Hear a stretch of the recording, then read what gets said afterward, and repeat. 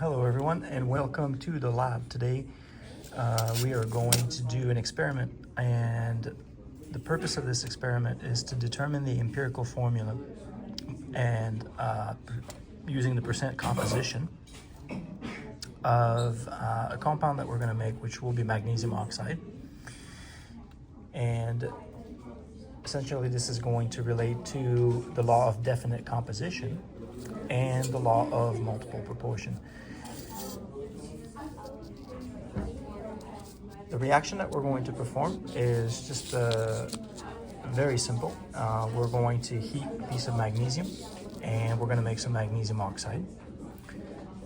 We're going to measure the mass of the magnesium that we initiate the reaction with, and we're going to measure the mass of magnesium oxide that we produce.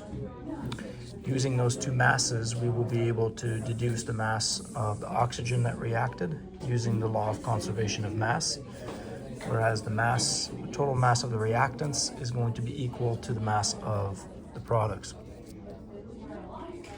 So let's begin. So we're going to start by cutting a piece of magnesium ribbon about 15 centimeters long. And then what we're going to do is we're either going to use steel wool. We could use some steel wool and rub the piece of magnesium clean. We're trying to get a layer of oxidation that's already on there. We want to remove that. Or it also works well if we use scissors, and we just scrape the ribbon with the scissors, kind of like you do wrapping paper.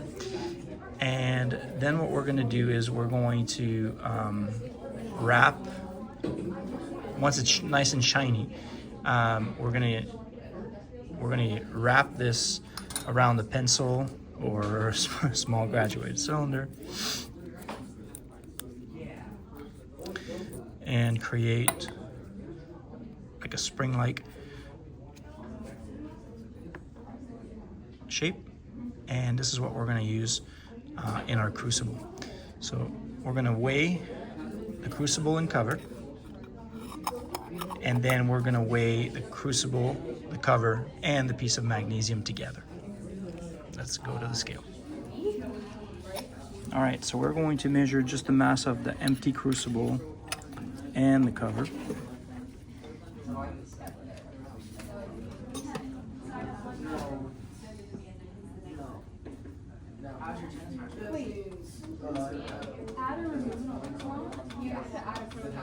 $29.5623.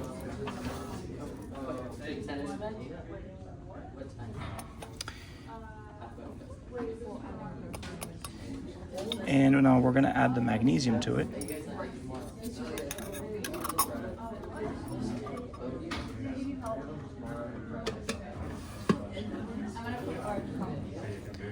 $29.8024.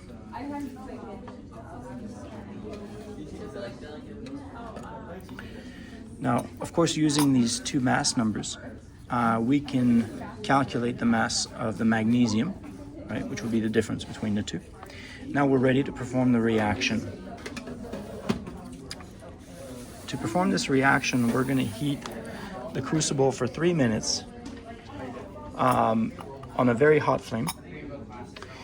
And then what we're going to do is open the lid to let the oxygen come in. And the reaction should take place with the lid open. Now we need to be very careful to not look at the burning magnesium. And once we see that the reaction has stopped, we will notice, because when magnesium reacts, it produces a very bright white light and white smoke.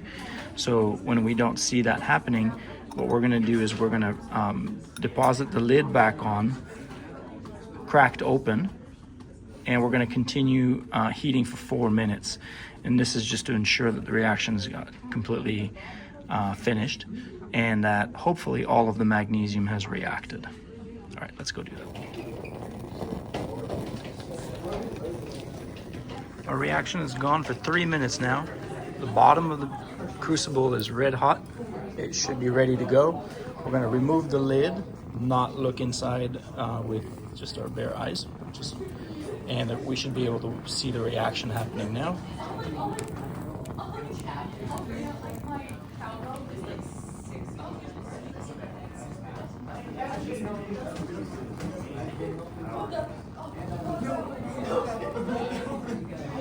A very bright white light and the white smoke that we were expecting. Again, we are shielding our eyes. We're not looking at this directly. And what we're going to do now is replace the lid, and we're going to put it cracked open like so, and we're going to let the reaction continue or end for 4 minutes. After 5 minutes of cooling down, the crucible is cool enough to handle. And so what we're going to do now is we're going to measure the mass of the crucible, the cover, and the white residue, which should be magnesium oxide in there. We're now at 29.9114. Now, we see here that the mass has increased, which is what we expected from the beginning, right? Because the magnesium now, the magnesium has reacted with the oxygen. So the mass of the magnesium oxide is greater than the mass of the magnesium as it now contains oxygen. So if we wanted to know how much magnesium reacted, we would take the mass of the empty crucible and cover, and we would subtract it from the mass of the empty crucible, cover, and magnesium. So the difference between these two numbers is the mass of the magnesium. And the mass of the magnesium oxide is, again, the empty crucible and cover, and we subtract that from the 29.9114, and that will give us the mass of the magnesium oxide. Now, what can happen is that the magnesium, being that it is such a reactive element, might have reacted also with the nitrogen in the air. And so this would have given us some magnesium nitride. And just to make sure, what we're going to do at this point is we're going to add a little bit of water to the cool crucible, right, so that it doesn't crack. So we're going to add a little bit of water in here. And what's going to happen is the magnesium nitride, should there be some, is going to react and produce magnesium hydroxide and ammonia, which, if we did have magnesium nitride, we will know because it will smell like ammonia. So we will get a faint odor of ammonia, and if we do, then we know that we had some magnesium nitride. And this will produce magnesium hydroxide. And so what we need to do at this point is simply heat this up. And the magnesium hydroxide will turn back into magnesium oxide and some water vapor. So just to be sure, we're going to add some water to this and give it a little sniff. And then we're going to heat it up again until it is completely dry. So another 4 or 5 minutes. And we're going to measure the mass.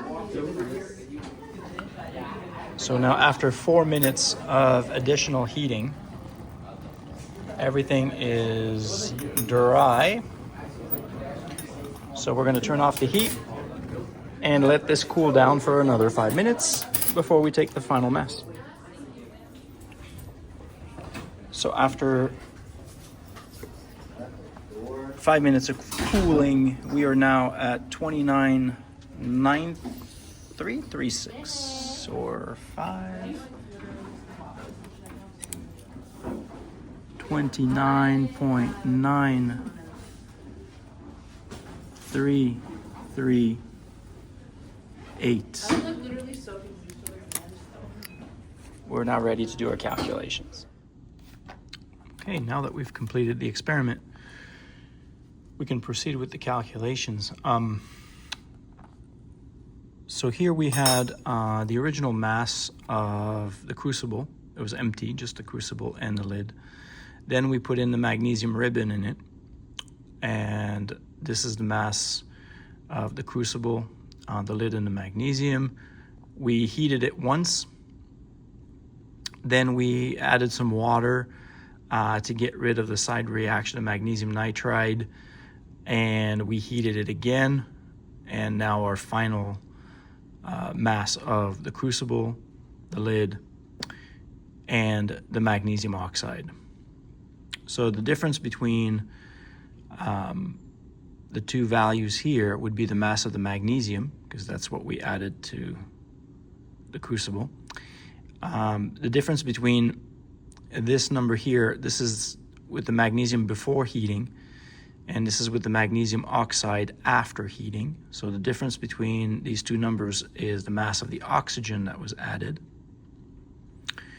And the mass of the residue, the magnesium oxide, is the final mass minus the mass of the empty crucible and the lid. The formula for magnesium oxide, based on the charges from the periodic table. Magnesium is in the second column of the periodic table, and so it's a 2+ ion. So magnesium will give away its 3s electrons, right? The 3s2 and the 3s1, and becomes 2p6, so stable as a 2+. Oxygen is a 2p4, and so it's going to gain 2 electrons, which makes it a 2 negative ion. So the formula for magnesium oxide is MgO. Then what we're going to do is calculate the percent composition of each element in the magnesium oxide. So to determine the percent composition, this is a percent composition by mass, right? So we're going to take the mass of the magnesium divided by the mass of the magnesium oxide. So it's the magnesium in the magnesium oxide times 100, so 60%, which means that 60% of the mass of magnesium oxide comes from magnesium. So of course then the 40%, 39.7, is the percent composition of oxygen in magnesium oxide. So the mass of oxygen divided by the mass of magnesium oxide. What this allows us to do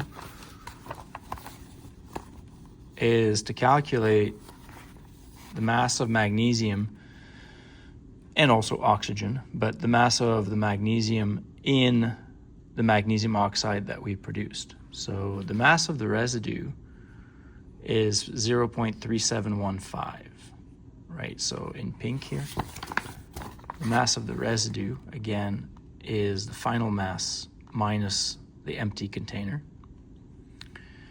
So if we do that, we're going to get 3715. So since 60% is the composition of magnesium, the percent composition of magnesium and magnesium oxide that we calculated here is 60%. So that tells us that 60% of the residue's mass comes from magnesium. So if we take the mass of the residue and we multiply by 60%, we get 0.224 grams of magnesium. So I carry all my decimals, and then I'm going to round to the proper number of significant figures, which is 4 in this case. Remember, when you're counting significant figures, this 0 counts, but this one does not.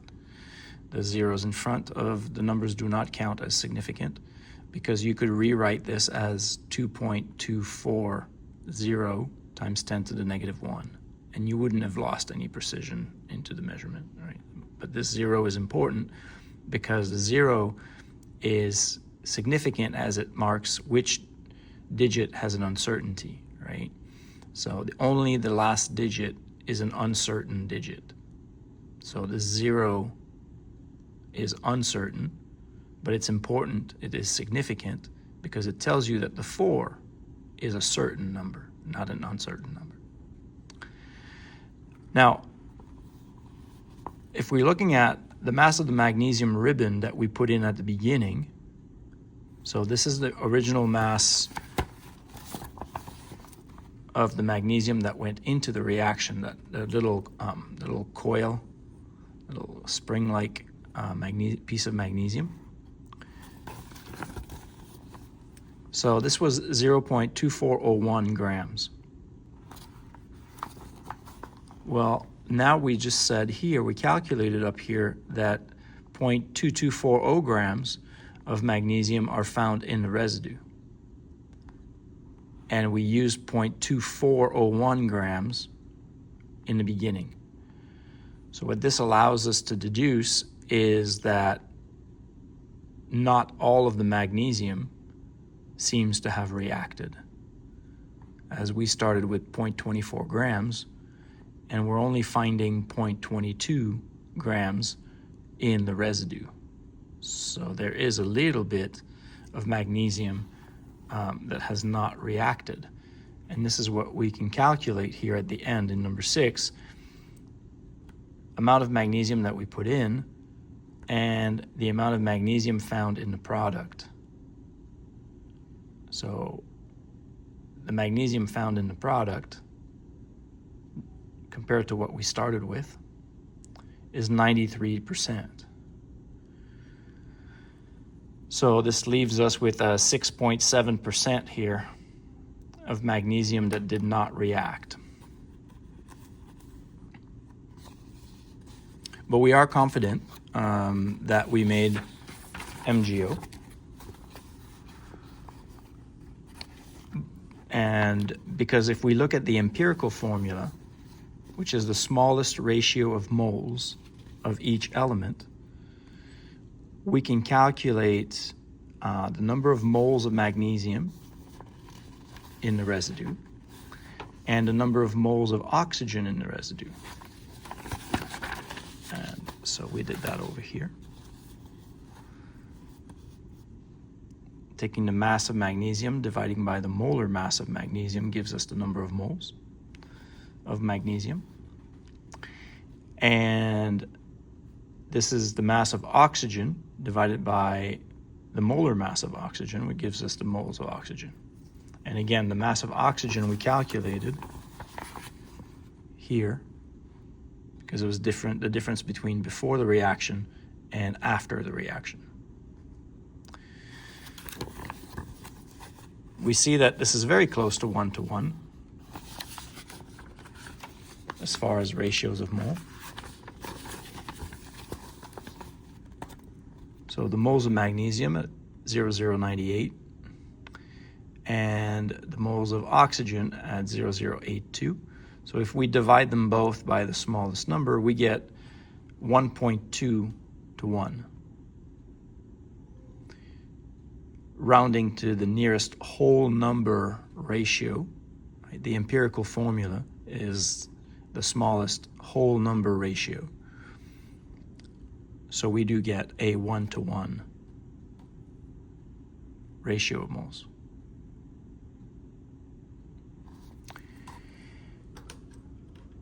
I hope that this lab was helpful in solidifying your understanding of percent composition.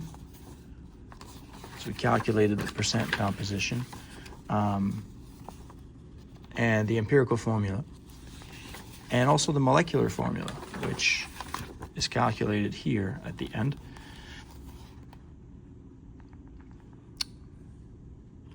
in our case, our empirical formula is the same as the molecular formula because the empirical formula has the same mass as the molar mass, which tells us that the empirical formula is also the molecular formula. Thanks, everyone. Have a nice day.